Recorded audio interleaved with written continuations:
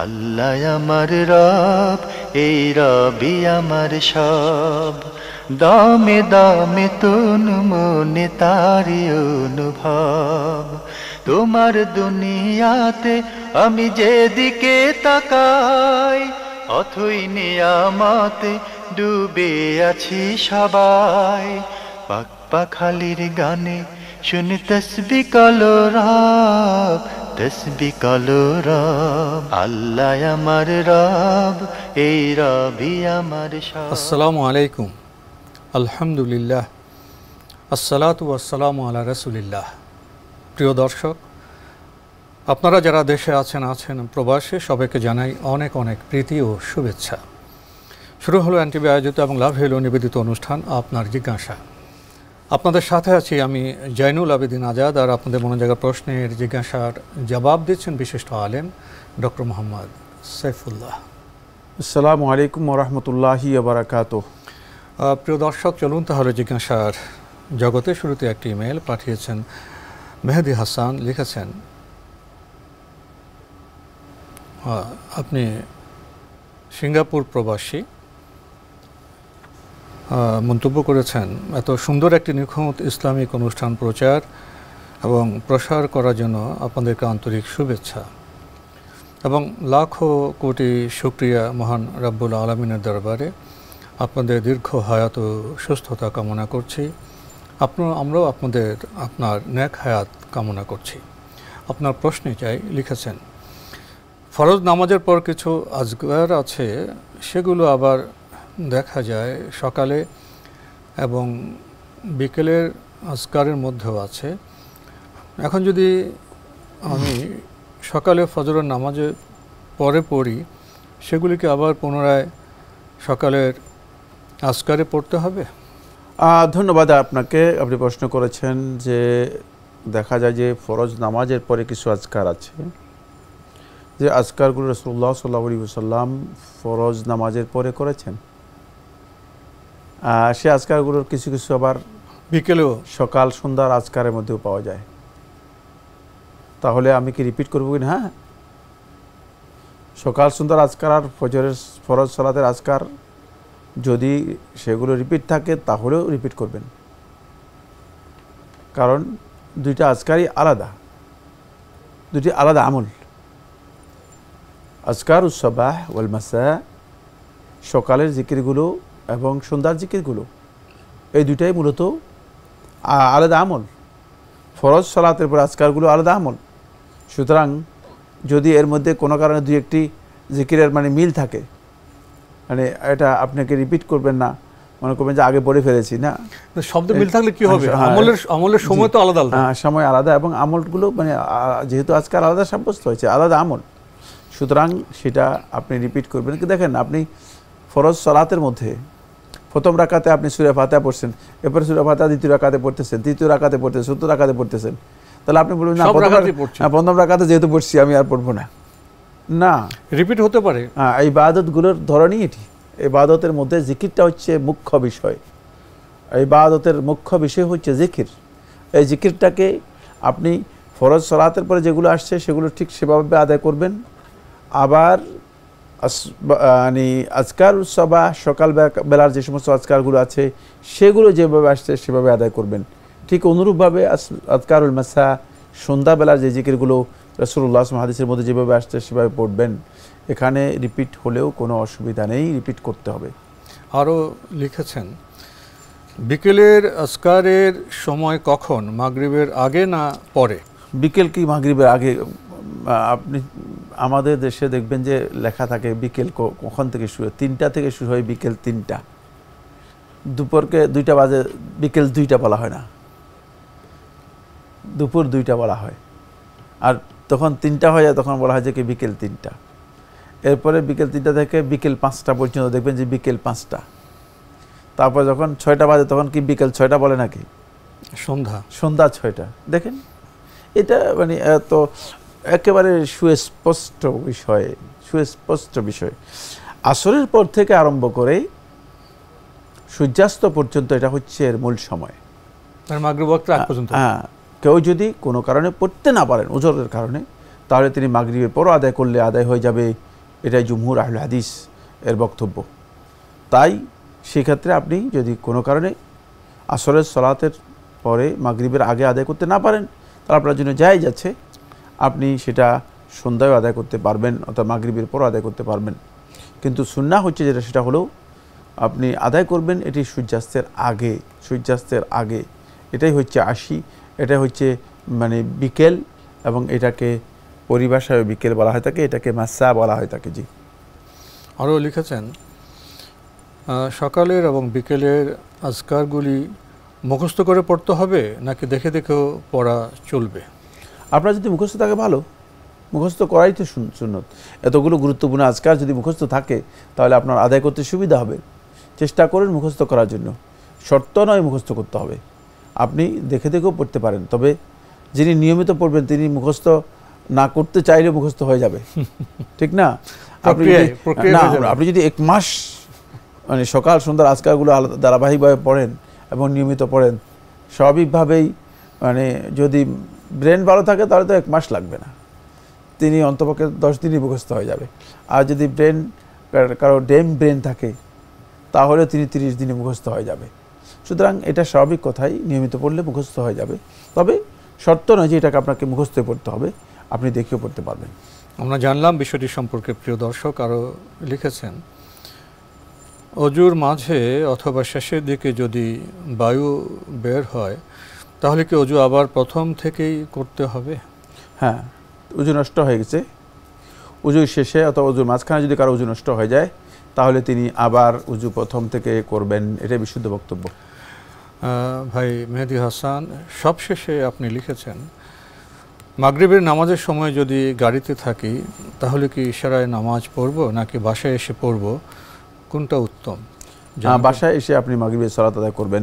মাগরিবের সালাতের সময় যদি আপনি গাড়িতে থাকেন তাহলে বাসায় এসে আপনি বাসায় ঢুকার পরে নিরাপদে সুন্দরভাবে মাগরিবের সালাত আদায় করবেন। ইশারায় গাড়িতে ফরজ সালাত আদায় করা সুন্নাহ সম্মত আমল নয়, ইশারায় গাড়িতে ফরজ সালাত আদায় করা সুন্নাহ সম্মত নয়। তবে মাগরিবের সালাত যেহেতু তার ওয়াক্ত রয়ে গিয়েছে তাহলে আপনি সে ওয়াক্ত বাসায় এসে আপনি আদায় করতে পারবেন, বাসায় এসে আদায় করতে পারবেন, ওয়াক্ত আছে। আমরা খুবই গুরুত্বপূর্ণ বিষয়ে অবগত হলাম প্রিয় দর্শক। আরও একটি ইমেল পাঠিয়েছেন হাম্মাদ আহমেদ, লিখেছেন সালাতুল রসুল সাল্লাল্লাহু আলাইহি ওয়াসাল্লাম এই বই বা কিতাব আমি দেখেছি, পড়েছি, এখন এই কিতাব অনুযায়ী নামাজ বা আমল করলে হবে? সালাতুর রসুল আপনি দেখেছেন, বলেছেন যে কিতাব আমি দেখেছি, এই কিতাব অনুযায়ী আমল করলে হবে কিনা, কিন্তু কার লেখকের নাম বলে সালাতুর রসুল, ওই বইটি রসুলের নামাজ, নামাজ এই নামে তো অনেকের বই রয়েছে। আপনি লেখকের নামটা একটু বললে ভালো হবে। অনেক লেখকের বই, সালাতুর রসুল, রসুল সাল্লাল্লাহু আলাইহি ওয়াসাল্লাম যেভাবে সালাত আদায় করেছেন এটি শেখ আলবানী রহমতুল্লাহ রয়েছে। শেখ আলবানী রহমতুল্লাহর বইয়ের 3-4টা অনুবাদ রয়েছে। সালাতুর রাসূল নামে একটা বই শেখ প্রফেসর ডক্টর আব্দুল আসাদুল্লাহ গালেব তার রয়েছে। তারপরে সালাতুর রাসূল নামে আরও একজনের বই রয়েছে। সুতরাং সালাতুর রাসূল বললেই তো যথেষ্ট হয়ে যাবে না, আপনাকে অবশ্যই সুনির্দিষ্ট করা দরকার ছিল যে কোন লেখকের বই। সালাতুর রাসূল নামে আমার মনে হয় আরও একজন শেখ আমাদের পরিচিত, তারও একটা বই রয়েছে। তো সেখানে আসলে মূল কথা বই নয়, মূল কথা হচ্ছে ইনফরমেশান সেখানে সঠিক আছে কিনা। যদি ইনফরমেশান সঠিক থাকে তাহলে আপনি সেই বই অনুযায়ী আমল করতে কোনো বাধা নেই। জি, আরও লিখেছেন অতীতে আমি অনেক গুনাহ করেছি যা আল্লাহ নিষেধ করেছেন, যেমন বাসায় চলাফেরা করা পরনারীর সাথে এবং কাউকে কিছু না জানিয়ে গাছের ফুল ছিনিয়ে নেওয়া, ফল খাওয়া, আরও কিছু গুনাহ করেছি।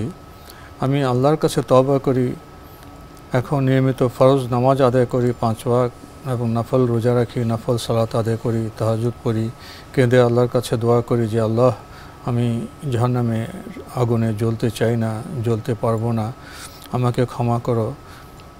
একটানা 3 বছর যাবৎ এসব করছি, আর কোনো উপায় আছে? আল্লাহ তাআলা আমাকে যেন ক্ষমা করেন, যদি থাকে প্লিজ বলবেন, আমার উপকার হবে। আমার উপকার করে নিশ্চয়ই আল্লাহ আপনাদের ভালো কিছু দেবেন পরকালে। তিনি প্রশ্ন কি জানতে চেয়েছেন? উনি কিছু এখন তিনি যেটা করতেছেন এটাই যথেষ্ট। হ্যাঁ, উনি তো এখন তওবা করেছেন। আল্লাহ তাআলার কাছে তওবা করলেই আত-তাইবু মিনাজ যামবি কামা লা যামবা লাহু। কি সুন্দর কথা রাসূলুল্লাহ সাল্লাল্লাহু আলাইহি ওয়াসাল্লাম বলেছেন। ইবনে মাজাহ রাওয়ায়াতের মধ্যে এসেছে, নাসরুদ্দিন আলবানী রাহিমাহুল্লাহ তাআলা এটাকে হাসান বলেছেন। আত-তাইবু মিনাজ যামবি, গুনাহ থেকে তওবাকারী ব্যক্তি, কামা লা যামবা লাহু, ওই ব্যক্তির মতো যার কোনো গুনাহই নেই। যেহেতু আপনি সত্যিকার উপলব্ধি আপনার মধ্যে এসেছে এবং আপনি সেই উপলব্ধি এবং অপরাধ বোধের থেকে আপনি আল্লাহ তাআলার কাছে তওবা করেছেন, যদি সত্যিকার তওবা করে থাকেন তাহলে আপনি আর অতিরিক্ত কিছু করার প্রয়োজন নেই। আল্লাহ তাআলার কাছে ক্ষমা প্রার্থনা করুন এবং নেক আমলগুলো বেশি বেশি করার জন্য চেষ্টা করুন। এরপর আর অতিরিক্ত কি করবেন? ইসলাম তো সহজ। আল্লাহ তো অনুতপ্ত বান্দাকে ক্ষমা করার জন্যই তো না, তওবা করতে বলা হয়েছে কেন? নিশ্চয় ক্ষমা করবেন, এই জন্য তওবা করতে বলা। এটা তো কোনো মানুষের কথা না, আল্লাহর কথা। জি জি। আমাদের হাতে একটি ইমেল পাঠিয়েছেন মোহাম্মদ তাজওয়ার, ঢাকা থেকে। শুরুতে কোট করেছেন, কিসে তোমাদেরকে জাহান্নামে নিয়ে গেছে? তারা বলবে, আমরা নামাজ আদায়কারী লোকদের মধ্যে শামিল ছিলাম না। সূরা আল মুদাসসির আয়াত 42 থেকে 43। আবু হুরায়রা রাদিয়াল্লাহু তাআলা আনহু থেকে বর্ণিত, আল্লাহ রাসূল সাল্লাল্লাহু আলাইহি ওয়াসাল্লাম বলেছেন, যে ব্যক্তি সকালে বা সন্ধ্যায় যতবার মসজিদে যায় আল্লাহ তাআলা তার জন্য জান্নাতে ততবার মেহমানদারি ব্যবস্থা করে রাখেন। সহিহ বুখারী। উপরে আয়াত দুটি এবং হাদিসটি একটি পৃষ্ঠায় রেখে যদি অনেকগুলো কপি করে বিভিন্ন জায়গায় কর্তৃপক্ষের অনুমতি নিয়ে লাগানোর ব্যবস্থা করি, আমার উদ্দেশ্য মানুষকে নামাজের দাওয়াত দেওয়া। আয়াত দুটির মধ্যে নামাজ না পড়ার শাস্তির কথা বলা হয়েছে এবং হাদিসটির মধ্যে মসজিদে গিয়ে নামাজ পড়ার পুরস্কারের কথা বলা হয়েছে। এজন্য আমি এই আয়াত দুটি এবং এই হাদিসটি নির্বাচন করেছি। আমার এই চিন্তাভাবনায় বা কাজে শরীয়তের দৃষ্টিতে কি কোনো আপত্তি আছে? না, কোনো আপত্তি আছে আমি দেখি না। কারণ দাওয়াতের কাজ তো সুনির্দিষ্ট ফরম্যাটে করতে হবে, এটা বাধ্যতামূলক নয়। এটা একটি দাওয়াতি কাজ। আপনি যদি এটাকে পোস্টার করে বিভিন্ন জায়গায় দেন অথবা লোকদের হাতে তুলে দেন, জানানোর কাজ করছেন, মানুষ জানতে পারলে হয়তো সবাই যদি গ্রহণ নাও করে অন্তপক্ষে কিছু সংখ্যক তো গ্রহণ করবে। সুতরাং এটা দাওয়াতি কাজের জন্য একটা সুন্দর টুলস হতে পারে, ব্যবস্থা হতে পারে এবং দাওয়াতি কাজ প্রমোট করার জন্য এটা করতে পারেন, না জায়েজ নয়। আর শরীয়তের কোনো গর্হিত কোনো বিষয় এখানে জড়িত নেই। তবে কোরআন কারীমের আয়াত এমনভাবে ব্যবহার করা বৈধ নয় যেখানে কোরআন কারীমের অবমাননা হতে পারে। যেমন আপনি একটা লিফলেট দিয়ে দিলেন, দেখা গেল যে যার থেকে লিফলেট দিলেন তারা কতক্ষণ পরে গিয়ে সেটা ডাস্টবিনে ফেলে দিল অথবা রাস্তায় ফেলে দিল। সেক্ষেত্রে আপনি যদি শুধু বাংলাটা ব্যবহার করেন তাহলে সেটা আপনার জন্য উত্তম হবে। কিন্তু কোরআনের আয়াত যদি নস ব্যবহার করে থাকেন তাহলে এই সতর্কতা অবলম্বন করতে হবে যাতে করে কোনোভাবে সেটা অবমাননার শিকার না হয়। তাহলে বাংলা অনুবাদটা দেওয়াটা নিরাপদ। হ্যাঁ, শুধু বাংলা অনুবাদ দিয়ে যদি নস যেমন তিনি এখানে উল্লেখ করেছেন কোন সূরা কোন আয়াত, সূরার নাম উল্লেখ করেছেন, আয়াত নম্বর উল্লেখ করেছেন 42-43 মুদ্দাসসিরের, সেটা উল্লেখ করে দিতে পারেন, সেটা আপনার জন্য বৈধ। কিন্তু যখন নস উল্লেখ করবেন তখন এই সতর্কতা অবলম্বন করতে হবে যাতে করে, অনেকে দেখা যায় যে বিভিন্ন পোস্টারের মধ্যে কোরআনে আয়াত দিয়ে দিয়েছেন আর দেখা যাচ্ছে যে এটা রাস্তার মধ্যে রিকশায় দিয়ে যাচ্ছে, পা দিয়ে পায়ে মারা যাচ্ছে, জুতা দিচ্ছে, রাস্তায় ফেলে দিয়েছে, ডাস্টবিনে পড়ে আছে। সেগুলো সতর্কতার কারণ।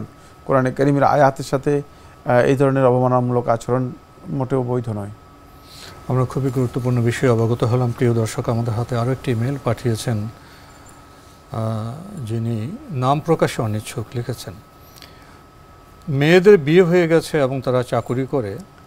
এখন তারা তাদের মাকে প্রতি মাসে কিছু টাকা উপহার দিতে চায়, কিন্তু বাবা রাগ করেন, মেয়েদের বারণ করেন না দিতে।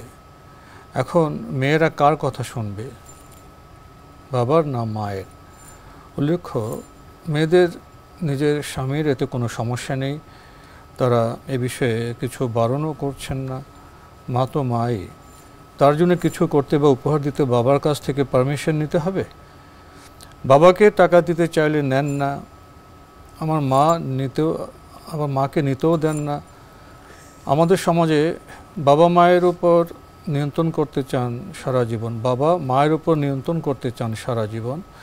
মায়ের মন চায় কাউকে কিছু দিতে বা করতে, ওইসব মায়ের কথা কেউ বোঝে না, এমন মানসিকতার বাবা বা স্বামীদের উদ্দেশ্যে কিছু বলবেন? ধন্যবাদ। আপনি যে প্রশ্নটি করেছেন সেটা হচ্ছে এই প্রথম ব্যতিক্রমধর্মী একটি প্রশ্ন। আমি এর আগে এই ধরনের কোনো প্রশ্নের সম্মুখীন হইনি, অথবা এই ধরনের কোনো প্রশ্ন আমাদের কাছে আসেনি। এখানে আসছে কিনা জানি না, তো আমার কাছে আসেনি। প্রথম কথা হচ্ছে, মানে সন্তান যদি পিতামাতাকে কোনো গিফট করে, পিতামাতার জন্য সুন্নাহ হচ্ছে সে গিফট গ্রহণ করবে, প্রত্যাখ্যান করবে না। সুন্নাহ, হ্যাঁ, সুন্নাহ হচ্ছে সেটা গ্রহণ করবে, প্রত্যাখ্যান করবে না। এখন আপনাদের কোন আচরণের কারণে মানে আপনার পিতা আপনাদের উপর অসন্তুষ্ট, বা তিনি আপনাদের হাদিয়া নিতে অস্বীকৃতি জানাচ্ছেন, সেটা তো আমি বুঝতে পারিনি। এটা কি বাবার কোনো ইগোর বিষয়? আমি থাকতে তোমরা কেন? না, ইগো নাও হতে পারে, ইগো নাও হতে পারে, হয়তো কোনো কারণে তিনি অসন্তুষ্ট, সেটাও হতে পারে। হ্যাঁ, সেটাই হতে পারে, বেশিরভাগ এটাই হতে পারে। যাই হোক, সেটা আপনারা অবশ্যই আপনাদের পিতাকে মানে সুন্দরভাবে বোঝানোর জন্য চেষ্টা করেন যে আমরা আসলে কোনো ভুল করেছি কিনা। যদি ভুল করে থাকে আমাদের ক্ষমা করে দেন। এখানে যুক্ত করেছেন আমাদের সমাজে বাবা মায়ের উপর চিরকাল নিয়ন্ত্রণ রাখতে চান। তারপরে 2 নম্বর যে বিষয়টি সেটা হলো যে বাবার মায়ের উপর নিয়ন্ত্রণ, এটা ইসলামী শরীয়তে যতটুকু অনুমোদন দিয়েছে এর বাইরে করাটা এটা তার জন্য জায়েজ নেই। সীমায় থাকতে একটা সীমা তো আছে, নিয়ন্ত্রণ বলতে একটা সীমা আছে, যে সীমায় নিয়ন্ত্রণ তিনি করবেন। তো এখানে আসলে মূল মাসআলা যেটি সেটা আলোচনা করি নেই, সেটা হচ্ছে এখানে কি বাবার কথা শুনবে না মায়ের কথা শুনবে। যেহেতু মা মূলত এই জায়গায় বাবার অধীনস্থ, যেহেতু বাবাকে দায়িত্বশীল করা হয়েছে, মা ওই দায়িত্বের অধীনে আছেন, সুতরাং বাবার কথাই শুনতে হবে। এই জন্য আপনাদেরকে প্রথমে বাবাকে কনভিন্স করতে হবে যে আমরা মাকে কিছু হাদিয়া দিতে চাই, আপনি যদি অনুমোদন দেন, এবং বাবার মাধ্যমেই চেষ্টা করতে হবে। এখানে কোথাও না কোথাও বাবাকে পাশ কাটিয়ে এখানে কোথাও না কোথাও মানে আপনাদের অবস্থানের সাথে বাবের অবস্থানে কোথাও না কোথাও বড় ধরনের গ্যাপ আছে, একটা মনস্তাত্ত্বিক, যেটা আমি যেটা আমি দেখতেছি, কিন্তু আমি জানি না, কিন্তু আমি দেখতেছি এই প্রশ্ন থেকে, আমি দেখতেছি, ক্লিয়ার দেখতেছি। তো এই জায়গাটুকু আপনাকে অবশ্যই গ্যাপটুকু পূরণ করতে হবে। এটা পূরণ করতে হবে বাপের সাথে আপনাদের, মানে আপনারা হয়তো বাপকে এড়িয়ে মানে মায়ের সাথে বেশি মানে চেষ্টা করতেছেন, যেটা যাতে বাপ আপনাদের উপর অসন্তুষ্ট হয়ে গেছে। মানে মায়ের সন্তুষ্টিও প্রয়োজন রয়েছে, বাপের সন্তুষ্টিও প্রয়োজন রয়েছে। মায়ের সাথে সদ্ব্যবহারের বিষয় রয়েছে, বাপের সাথে সদ্ব্যবহারের বিষয় রয়েছে। সুতরাং মা বাপ দুজনকেই আপনাকে কি করতে হবে, মানে কম্বাইন্ডলি সন্তুষ্ট করার জন্য চেষ্টা করতে হবে। সেক্ষেত্রে যেহেতু মা হচ্ছে মূলত বাপের অধীনে, মায়ের জন্য অবৈধ যে তিনি গোপনে কোনো কিছু করবেন, তাহলে বাপের আনুগত্যের বাইরে তিনি গুনাহগার হবেন। তাকে গুনার কাজের জন্য সহযোগিতা করা আপনাদের জন্য বৈধ নয়। এই জন্য আপনারা বাপকেই কনভিন্স করে বাপের মাধ্যমে আপনারা চেষ্টা করুন তাকে দেওয়ার জন্য। বাপকে বোঝানোর জন্য চেষ্টা করুন যে এটা তো আমরা হাদিয়া দিচ্ছি, কেন আপনি নেবেন না, হারাম কিনা। তাকে বোঝান যে আমরা যে হাদিয়াটা দিচ্ছি, এই হাদিয়াটা নিয়ে এটা হারাম কিনা। এরকম দান না, এটা দান, উপহার দিচ্ছি। যদি জায়েজ হয়, তাহলে সুন্নাহ হয়, তাহলে নেবেন না কেন আপনি নেন। আর যদি আপনার প্রয়োজন না থাকে, একাডেমিক আলোচনা করেন, জ্ঞানের আলোচনা করেন, জি হ্যাঁ, আপনি নেন। আর যদি দেখেন যে আপনার প্রয়োজন নেই, তাহলে আপনি নিয়ে আরেকজনকে হাদিয়া দিয়ে দেন, তাহলে আপনি সওয়াব পেয়ে যাবেন। কিন্তু আপনি নেন, আমরা সওয়াবটা পাই। আর 2 নম্বর হচ্ছে আপনি মাকেও নিতে দেন, কারণ মাকে আমরা দিতে চাচ্ছি, আমাদের অন্তরটা এতটুকু প্রশান্তি আমাদেরকে দেন, মাকে দিতে আমাদেরকে দেন, আমরা মানসিকভাবে প্রশান্তি যেন পাই। আমার মনে হচ্ছে এইভাবে আপনারা হয়তো জিনিসটি বা বিষয়টি মানে উপস্থাপন করেননি, প্রেজেন্ট করেননি। এখানে কোনো একটা সূক্ষ্ম বাধা আছে, যে কারণে তিনি হয়তো মনে করছে যে না, মানে তাদের এই দান আমরা গ্রহণ করব না, অথবা তাদের এই হাদিয়া আমি নিব না, এবং যেহেতু আমার স্ত্রীও নিতে পারবে না। মানে জিনিসটা বোঝা যাচ্ছে যে না বলা অনেক কথা রয়ে গেছে, অন্য জায়গায় চলে গিয়েছে। হ্যাঁ, না বলা অনেক কথা। আমি যেভাবে বলেছি এই প্রক্রিয়ায় মনে হয় আপনারা যদি এটাকে উপস্থাপন করেন, প্রেজেন্টেশন দেন এবং তার কাছে যদি এভাবে যান, তাহলে আমার মনে হচ্ছে যেন আপনারা খুব সহজে সেখানে অ্যাক্সেস দিতে পারবেন এবং তার সাথেও আপনারা তিনিও গ্রহণ করবেন ইনশাআল্লাহ। তো আজকে আমাদের এখানে শেষ করতে হচ্ছে। আপনাকে অনেক ধন্যবাদ। আপনাকে অনেক ধন্যবাদ। প্রিয় দর্শক, আমরা দেখছিলাম এনটিভি আয়োজিত এবং লাভ হেলো নিবেদিত অনুষ্ঠান আপনার জিজ্ঞাসা। আমাদের এই অনুষ্ঠান আপনারা এনটিভি অনলাইনেও দেখতে পারবেন। ভিজিট করুন www.ntvbd.com। এছাড়া ইউটিউব এবং আমাদের ভেরিফাইড ফেসবুক পেজে অনুষ্ঠান দেখতে পারবেন। আসলে আমাদের আজকের যে শেষের প্রশ্নটি ব্যতিক্রমী প্রশ্ন। সাইফুল্লাহ ভাই বলেছেন এর আগে তিনি এমন প্রশ্ন পাননি। মেয়ে মাকে উপহার দিতে চাচ্ছেন, বাবা বারণ করছেন। এখানে না বলা অনেক কথা আছে যার ইঙ্গিত সাইফুল্লাহ ভাই দিয়েছেন। আসলে মা বাবার সাথে আচরণে আমাদের আরও অনেক অনেক বেশি সচেতন থাকতে হবে। কোরআন এবং হাদিসে যা বলা হয়েছে, হয়তো সেসব বিষয়ের সাথে আমরা খুব একটা পরিচিত নই। পরিচিত থাকলে আমাদের পরিবারের যে সম্পর্কগুলি, বিষয়গুলো, এগুলো আরও ফুলেল হতো, আরও সৌন্দর্যে মণ্ডিত হতো। চিঠি লিখুন, প্রশ্ন পাঠান আমাদের ঠিকানায়। পরিচালক আপনার জিজ্ঞাসা, এনটিভি, বিএসসিসি ভবন, 7ম তলা, 102 কাজী নজরুল ইসলাম অ্যাভিনিউ, কারওয়ান বাজার, ঢাকা 1215। ইমেল অ্যাড্রেস আপনার জিজ্ঞাসা @ntvbd.com। মহান আল্লাহ আমাদের সবাইকে নিরাপদে রাখুন, রাখুন শান্তিতে। আসসালামু আলাইকুম। আল্লাহ আমার রব, এই রবি আমার সব, দামে দামে তন মনে তারি অনুভব। তোমার দুনিয়াতে আমি যেদিকে তাকাই, অথই নিয়ামতে ডুবে আছি সবাই। পাক পাখালির গানে শুনি তসবিহ কলরব, তসবিহ কলরব। আল্লাহ আমার রব, এই রবি আমার সব।